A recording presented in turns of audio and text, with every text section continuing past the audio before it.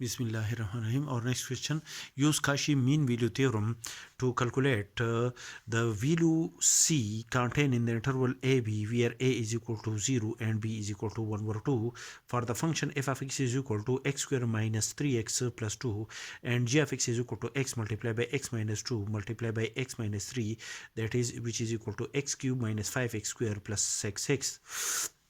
Since polynomial functions are continuous for each x belong to R, therefore the given function f of x and g of x, both are polynomial function, are continuous for each real number, is also continuous on the subset 1, 0 to 1 over 2, which is a closed interval. A subset of the set of real number is continuous on this closed set. So the first condition of Cauchy mean value theorem is satisfied. To check the second condition, differentiate the function f of x and the function g of x with respect to x. We have d divided by dx of f of x is equal to d divided by dx of x square minus 3x plus 2, and the derivative of the given function after they follow these steps. The result of the derivative of the function f of x is equal to 2x minus 3, and the result of the derivative of the function 2x minus 3 is not equal to plus or minus infinity for each x belong to the interval 0 to 1 over 2.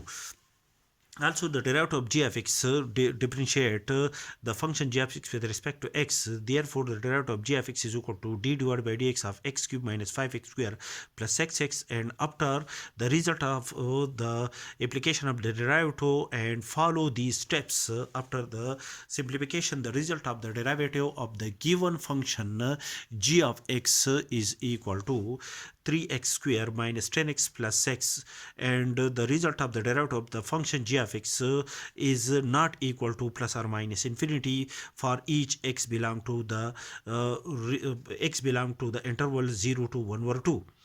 That is, the derivative of the function g of x is exist on the given interval. That is, according to these two result, the derivative of the function f of x and g of x are exist in the given open interval. The endpoint of the open interval are 0, 1 over 2.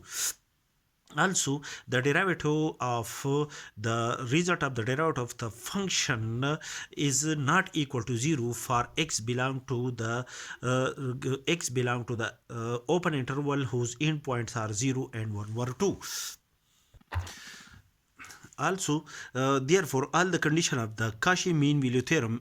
is satisfied. All the condition of the Cauchy mean value theorem are satisfied. Therefore, according to the Cauchy mean value theorem, there exists a point C contained in the open interval whose endpoints are 0 and 1 over 2, such that f of b minus f of a divided by g of b minus g of a is equal to a prime of c divided by g prime of c, where a and b are the endpoints of the given interval. That is, this point is a point A and this point is a point B, and C is a point contained in this open interval. And a prime of C mean the derivative of the function at point C, and g prime of C mean the derivative of the function g with the derivative of the function g at a point C.